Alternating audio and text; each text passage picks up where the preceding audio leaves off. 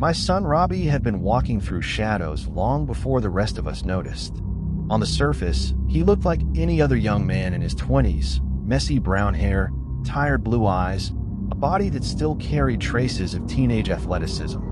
But behind those eyes, something had broken, and every passing day, it seemed to widen like a crack in a frozen lake.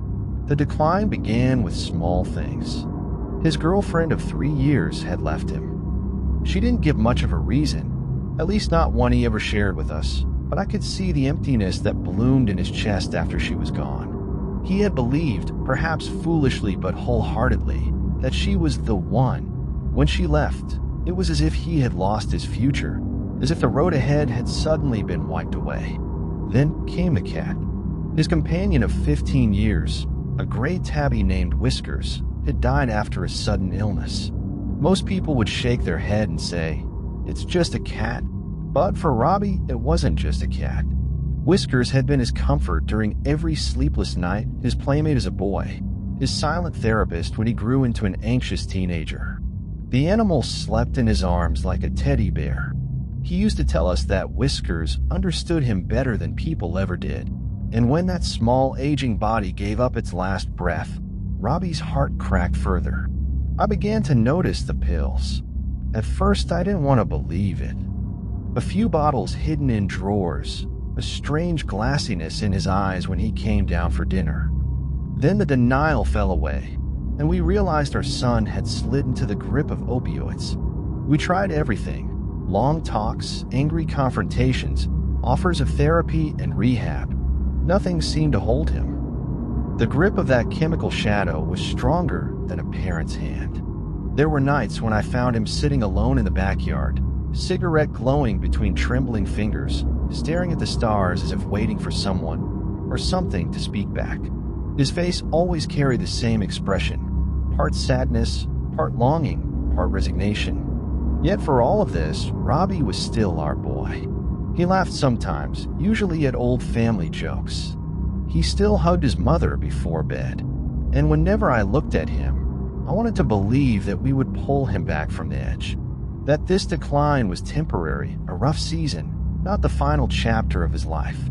But deep down, even then, I felt the chill of something darker moving beneath the surface.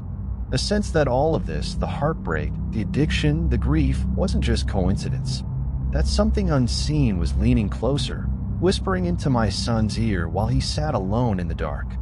It was the morning after a long, bitter stretch of hopeless days when something shifted. For weeks, Robbie had been moving like a ghost through the house, barely speaking, barely eating, sometimes sleeping until the sun had long passed overhead. But on this morning, there was laughter. I woke up to the faint sound of clattering pans in the kitchen.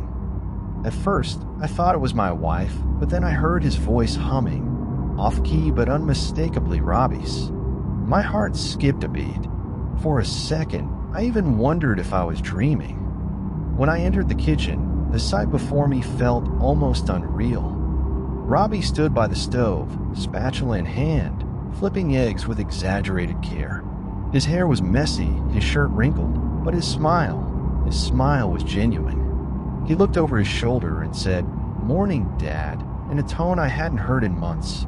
The smell of bacon and toast filled the air. The table was set clumsily, but lovingly. He had even poured orange juice into tall glasses, though half of it had spilled on the counter. My wife came in, still rubbing sleep from her eyes, and when she saw him standing there, bright-eyed and alive, she froze. For a moment, she didn't even breathe. "Sit down," Robbie said, as if nothing unusual was happening.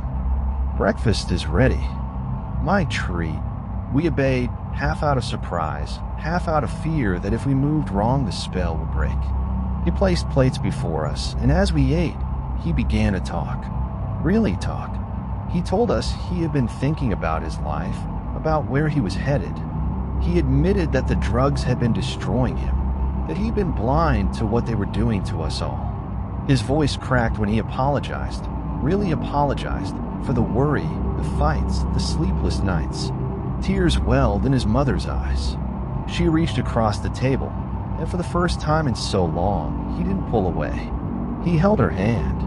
"I don't want to waste any more time," he said. I want to get better. I want to live again." The words felt like sunlight piercing through thick storm clouds. My chest ached with relief. I wanted to believe every syllable, to trust that this was the turning point we had prayed for. But there was something in his eyes. Behind the cheerfulness, behind the sudden warmth, a faint flicker of something unreadable remained. It wasn't malice. It wasn't sadness either.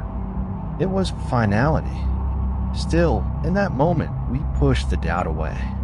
We clung to the fragile hope he offered us. After so many nights of despair, how could we not? That day we laughed again. We ate together. We even made plans for the future. Small ones, simple ones, but plans nonetheless. For the first time in months, I allowed myself to imagine my son healing, growing, becoming whole again. But hope, I would soon learn, can be a cruel and fleeting thing. That night began like any other. We had eaten dinner together. Robbie even cracked a joke about my cooking, and his mother laughed so hard she nearly spilled her glass of water. For the first time in what felt like forever, the house carried a lightness to it, a warmth. He excused himself early, saying he was tired. He hugged his mother goodnight, kissed her cheek, and even gave me a pat on the shoulder as he passed. Small gestures, but they landed on us like miracles. We went to bed believing, foolishly, that we were safe. The first sound was faint, so faint I thought I had dreamed it.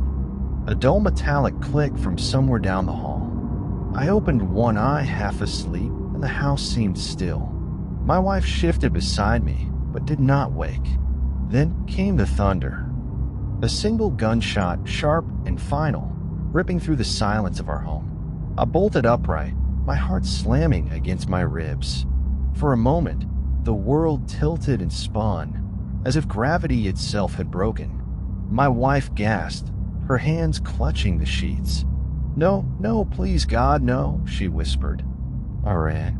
My bare feet pounded against the hallway floor as I sprinted toward his room.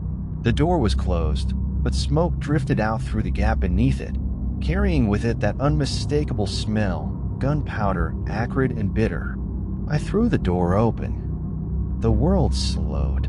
There he was, my boy, my only son, lying in a pool that spread across the floor like a dark halo. The gun lay beside him, silent, its purpose fulfilled.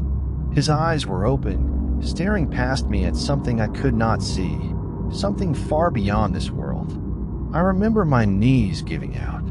I remember the sound that tore from my throat. Not a word, not a cry, but an animal noise, raw and broken. I crawled toward him, shaking him, begging him to wake, to breathe, to undo what had been done. "Robbie, no, stay with me. Please, God, not like this." But he was gone. The walls seemed to close in, the room spinning in a whirl of shadows and grief. I felt the weight of something heavy inside my chest, as if my heart had decided to stop with his. I don't remember falling, but I remember darkness swallowing me whole. When I woke again, I was in a hospital bed. The sterile white lights above me hummed softly. Tubes ran from my arms. A nurse whispered to another across the room. My wife was not there. Robbie was not there. Only silence. When I opened my eyes, the first thing I heard was the beeping of machines. Slow, steady, almost mocking in their rhythm. Each beep reminded me that I was alive, when all I wanted in that moment was not to be. My chest felt heavy, as though someone had set a stone slab inside me. My mouth was dry, my head pounding. Slowly, awareness returned. The hospital bed beneath me, the thin blanket covering my legs, the sharp scent of antiseptic in the air. And then memory hit. The gunshot. The pool of blood. My boy's lifeless eyes. I tried to sit up, but pain flared across my chest, sharp and stabbing. A nurse rushed in and gently pressed me back. "Don't move," she said softly. "You've had a heart attack. A mild one, but your body needs rest." A heart attack? It almost made me laugh. How could my heart not fail after what it had endured? Hours passed like shadows crawling along the wall. Doctors came and went, speaking in voices that blurred together. They told me about medication, aspirin, nitroglycerin, blood thinners. They warned me that my heart was permanently damaged, but none of it mattered. My heart had already been destroyed the moment Robbie pulled that trigger. When they finally allowed me visitors, I asked for my wife. The nurse's eyes flickered with something, hesitation, maybe even pity. She said she's being cared for. In another wing, confused, I demanded to see her. My legs shook as I stood, but I forced them to carry me down the long, sterile hallways. Every step echoed like a hammer striking metal, too loud in the silence. Finally, a large nurse with tired eyes led me to a different floor. The sign above the doorway read psychiatric ward. My stomach sank. The hallway was dimmer here, the air heavier, filled with whispers and muffled cries from behind locked doors. I passed a young man pacing in circles, muttering to himself about green birds and poison rivers. His words sent a chill down my spine. They sounded like fragments of some nightmare logic, things that should not exist in the daylight world. The nurse kept pushing me forward until we reached the last room. Inside, the sight of my wife nearly shattered what remained of me. She lay on the bed, arms raised toward the ceiling like a child begging to be lifted, but her eyes stared straight ahead, wide open and unblinking. Her lips moved with no sound. Her body was still stiff, as if she had turned to stone. She is in a catatonic state, a doctor explained quietly, stepping into the room behind me. He was tall, with sharp features and piercing blue eyes. His voice was calm, too calm. Trauma like this can break the mind. We're doing what we can. I stumbled closer, kneeling beside her bed, clutching her hand. It was cold, limp, unresponsive. "Alexis, it's me," I whispered. "Come back. Please, I need you." But she did not move. The doctor placed her arm gently down at her side.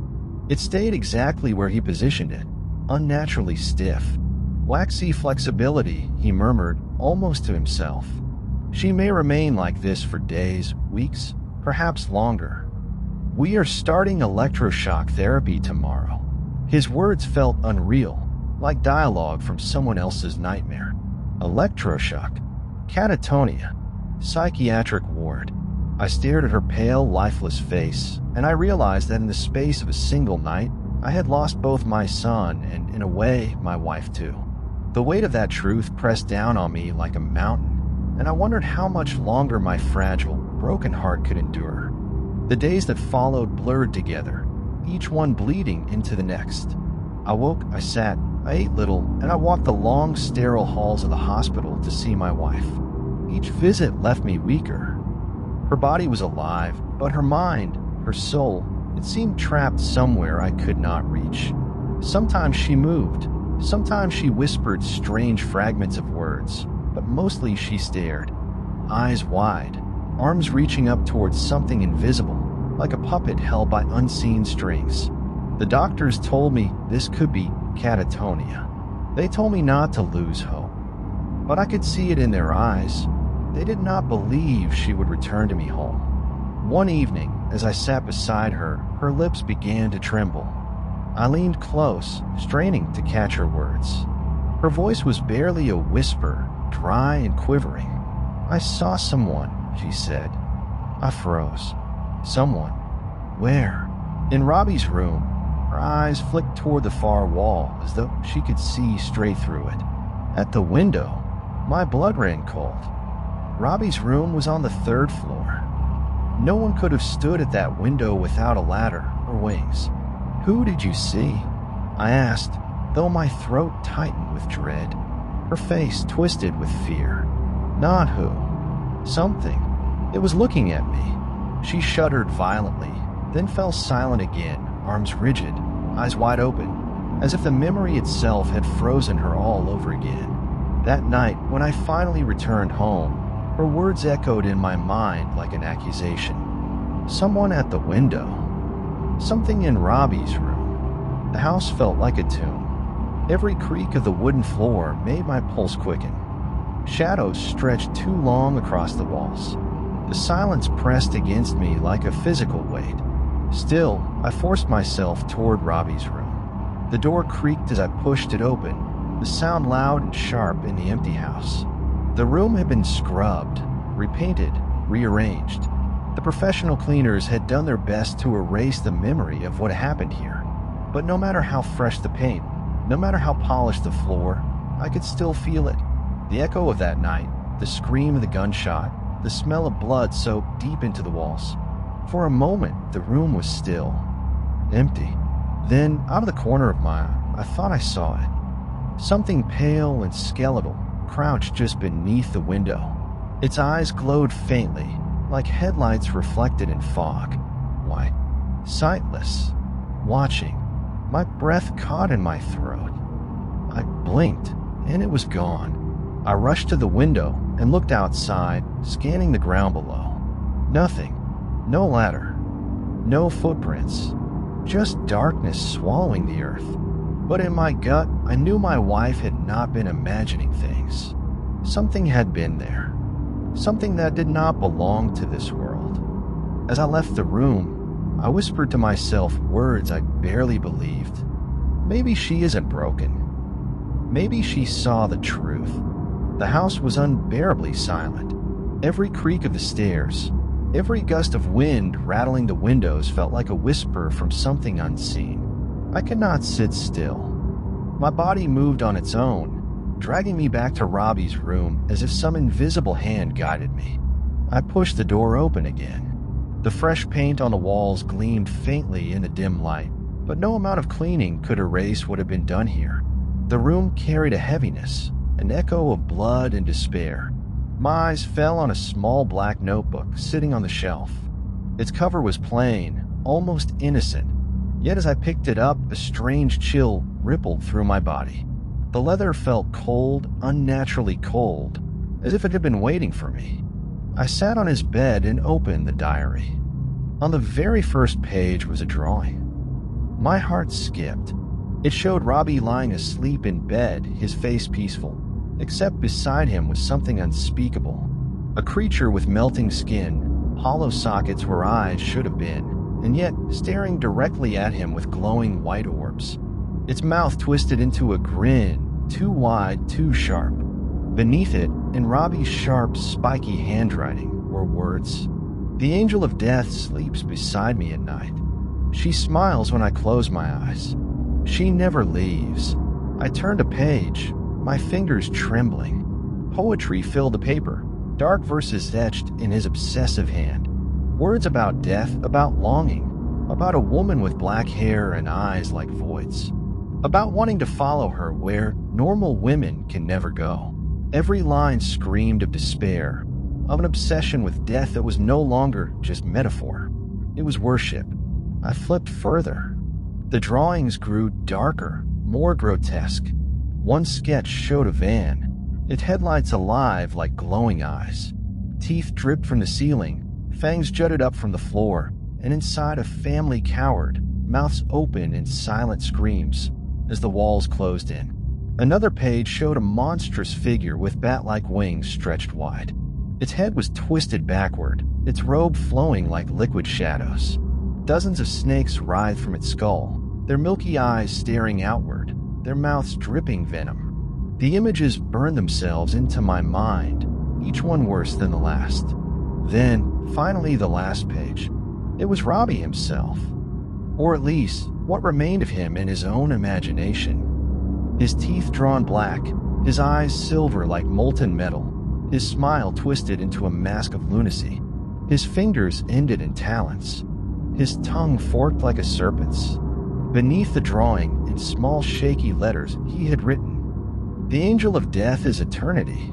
She whispers in my ear, and I obey." I slammed the diary shut, my hand shaking violently. My chest tightened, the scar of my heart attack pulsing with pain. I sat there for a long time, staring at the black cover on the bedspread, unable to breathe. The diary had not just been his private thoughts. It was an invitation, a record of something that had entered his life long before the night of the gunshot, something that had been watching him, something that might still be watching us. The diary haunted me long after I closed it. Its pages seemed to burn in my memory, the images refusing to fade. Every time I shut my eyes, I saw those silver eyes, that twisted smile, that thing Robbie had drawn as himself. That night, I tried to distract myself. I chewed nicotine gum instead of smoking, paced the living room, and kept the TV running on low volume just to avoid silence. Yet the silence crept in anyway, pressing in between the sound of the television, filling every shadowed corner. By 3 a.m., exhaustion pulled at my body, but my mind remained wide awake, restless and jittery. I sat on the couch, half-dazed, when it happened. A sound shattered the stillness. Boom. The front door shook as if someone had slammed into it with all their strength. I jumped, my water glass slipping from my hand and smashing against the floor. My pulse spiked so hard it felt like knives stabbing into my chest. Another hit came, louder this time. The wood groaned under the impact, deep cracks spreading across its surface. I froze, listening, heart hammering. Then came the voice. Dad. It was Robbie's voice, but not the voice I remembered. This voice was sickly, distorted, as though it had traveled through broken speakers. It scraped against my ears, unnatural and wrong. Dad, let me in, it's so cold out here. I staggered backward, shaking my head. No, this isn't real. My instinct screamed at me to run. I bolted upstairs, grabbed my rifle from the master bedroom, and locked the door. My hands trembled as I aimed it straight at the wood, waiting, listening. The footsteps came, slow, heavy, each one groaning against the staircase, as though the thing weighed far more than a human should. Dad, the voice gurgled again, closer now. It's time. Open the door. A deafening crash struck the door. The wood split down the middle, thin cracks spidering outward. I knew one more strike would shatter it completely. Panic overtook me. I pulled the trigger. The rifle exploded with sound, deafening in the small room. I emptied the entire magazine into the door, smoke filling the air, the stench of gunpowder mixing with something far fouler, like rotting meat and sulfur. For a moment, silence. Then, faintly, from the other side of the broken door, the voice whispered again. Dad, why are you hurting me? My chest tightened. My knees weakened. My phone was in my pocket. I fumbled it out, dialing 911 with shaking fingers. The line clicked, and a voice answered. Relief surged until I heard it. Dad, the same distorted voice is through the phone. I can't see. It's so dark here. Please help me. The phone slipped from my hand and clattered to the floor. My vision blurred with tears and terror. Then the door shattered inward. Splinters flew, showering the room. And there, standing in the broken frame, was him. Robbie, or what wore his face. His eyes were white, covered with milky cataracts. His teeth gleamed black, jagged. His grin stretched too wide and human, splitting his face with lunatic joy. A forked tongue flicked between his lips as his chest heaved with sickly, hissing breaths. Dad, he gurgled. I came back. The figure in the doorway didn't move at first. It only stood there, head tilted, grinning with that mouth full of blackened teeth. Its eyes, those sightless white orbs, glowed faintly in the dark like rotting pearls. My body froze. The rifle shook in my hands, but my arms felt weak, almost useless, as if gravity itself was pulling me down into despair. Then it moved. Not with the stumble of a wounded boy, not with the shuffle of the sun I remembered. No, it lunged forward in a blur, its mouth opening impossibly wide. The jaw cracked like breaking branches as it unhinged, revealing a red forked tongue that hissed and writhed like a living serpent. I pulled the trigger again, but the gun was empty. Only a hollow click answered me. The thing crashed into me with monstrous strength, knocking the rifle from my hands. It slid under the bed, far out of reach. My body slammed against the floor, the impact rattling my bones. It landed on top of me, straddling my chest, its face lowering toward mine. Hot, fetid breath poured over me, reeking of sulfur, rotting flesh, and stagnant water. My stomach twisted while rising in my throat.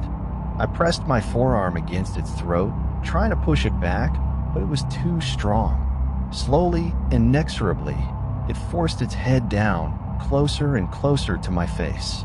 The hiss turned into a guttural growl, deep and animalistic. Its teeth snapped shut inches from my skin, the sound like gunfire in my ears. Then, in a flash, it jerked sideways and bit down hard. Agony exploded across the side of my head. My right ear tore away in its jaws. Warm blood gushed down my neck, soaking my shirt. I screamed, my voice raw and broken, echoing through the house. Adrenaline surged. My left hand fumbled desperately in my pocket until it found the house keys. With a wild cry, I jammed the sharp metal into the creature's milky eye. The burst. A wet, squirming sensation flooded over my fingers, like worms writhing across my skin. The creature shrieked, a high-pitched, inhuman wail that rattled the windows. It reared back, clutching its face. I shoved with all my strength, sending it sprawling to the floor. My chest heaved, blood pouring down my neck, my vision swimming. I staggered to my feet, heart hammering so violently I thought it might burst. The creature scrambled up again, but this time I didn't wait. I ran. I burst out of the bedroom, down the stairs, out through the splintered ruin of the front door. Cold winter air slashed across my face, carrying snow and ice like knives. My bare feet tore against the frozen ground, leaving bloody prints in the snow as I sprinted to my car. I dove inside, fumbling with the keys, my body shaking so violently I could barely control my hands. The engine roared to life, and I slammed the accelerator down, tearing away from the house without looking back. But even as the house vanished in the rearview mirror, my heart told me the truth. I had not escaped it. The thing that wore Robbie's voice, his face, his memory, it would never stop hunting me. The night swallowed me whole. Snowflakes slashed across the windshield like 1,000 tiny knives, and the wipers screeched in protest as they struggled to clear the storm. My trembling hands clutched the steering wheel so tightly my knuckles turned white. Every bump in the road sent pain through my body. Every beat of my heart sent more blood dripping down my neck and soaking into my shirt. The headlights carved a narrow tunnel through the darkness, but beyond that tunnel was nothing. No safety. No peace. Only the endless black waiting. I kept glancing at the rearview mirror. My reflection stared back, pale, streaked with blood, one ear mangled, eyes wide and wild. But worse than my reflection was the shadow I thought I saw, flickering at the very edge of the glass. A pale shape crouched in the back seat, grinning. I whipped my head around. Nothing. Just the empty, bloody interior of my car. But when I turned back to the road, I could have sworn I heard it. Dad. The voice oozed from the speakers, though the radio was off. Soft at first, then growing clearer, sharper. It's cold out here, Dad. Let me ride with you. A shiver tore through my body. I slammed the radio dial, but the voice didn't stop. It seeped through the car itself, as if the machine had become its mouth. I pressed the accelerator harder. The speedometer climbed. I didn't care about the ice, the turns, the risk of crashing. All I knew was that I had to get away. But away to where? My wife was in a hospital, trapped in her catatonic horror. I couldn't go back there, not with this thing following me. I couldn't return home. It had already claimed that place.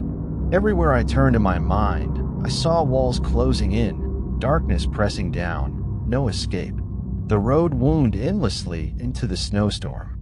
My chest heaved, each breath a jagged knife of pain.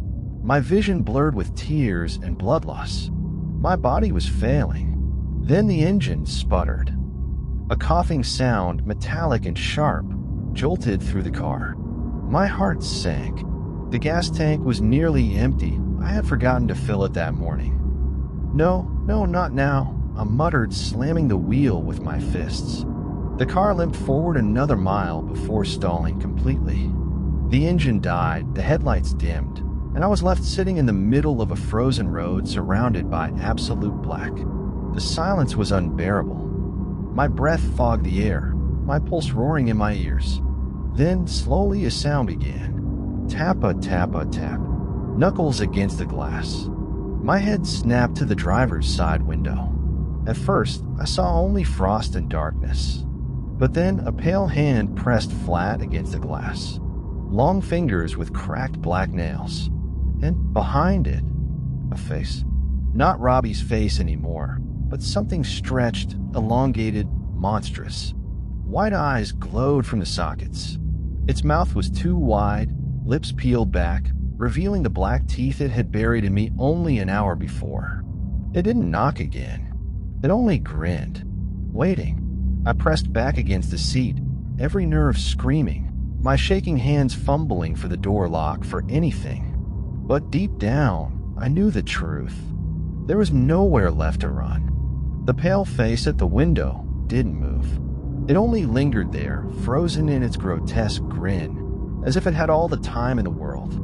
My chest heaved, and every breath came ragged, shallow. "Dad," it whispered again, though its lips didn't move. The sound was inside my head now, seeping like poison into my thoughts. "Why are you running from me?" I squeezed my eyes shut, praying that when I opened them, it would be gone. But when I opened them, it was closer. The face was no longer outside. It was pressed against the glass inside the car, its white eyes glowing inches from mine. A scream tore from my throat as I shoved the door open and stumbled out into the snow. The cold hit me like a wall, freezing the sweat and blood on my skin. My bare feet burned against the ice, each step leaving crimson stains in the snow. I ran. The road stretched on endlessly. The storm howled. The trees lining the highway seemed to close in like prison bars. No matter how far I pushed myself, I felt it following. Its grin burned into the back of my skull. Finally, my legs gave way. I collapsed on the frozen ground, my body shaking violently, blood seeping from my torn ear, my breath coming in jagged bursts of mist. And then silence. I lifted my head. The storm had ceased. The world was still. In front of me stood the figure. But it was no longer Robbie's face, no longer a monster with blackened teeth. Now it was her. A woman cloaked in shadow, black hair cascading down like rivers of ink, skin pale as moonlight, eyes void of color, infinite, endless. Her smile was soft, almost tender, yet behind it was hunger, the angel of death, just as Robbie had written in his diary. Just as my wife had seen from the window. "You see now," she whispered, though her lips barely parted. Her voice was every voice, my wife's, my son's, my own, woven together into a dreadful harmony. "You thought he chose this. You thought it was madness. But it was me. He belonged to me long before that night." My body shook. Why me? Why my family? Her smile widened. "Because you let me in. You brought despair into your home. And despair is the door I always walk through." Memories crashed into me. The arguments, the silence, the way I failed to notice Robbie's pain. My wife's quiet suffering. My own weakness. The house had been drowning in sorrow long before the gunshot. And sorrow had been her invitation. I wanted to scream, to curse her, to fight. But no sound left my throat. My voice was stolen. She knelt beside me, her face inches from mine. The smell of grave soil and burnt iron filled my lungs. "You will carry me now," she said. "In your blood. In your dreams. You cannot escape me. You are mine until death and after." Her hand pressed against my chest, cold and weightless, yet it seared like fire. My vision blurred. My heart thundered wildly, then slowed, until it barely beat at all. The world dimmed. Darkness swallowed me whole, and the last thing I saw was her smile.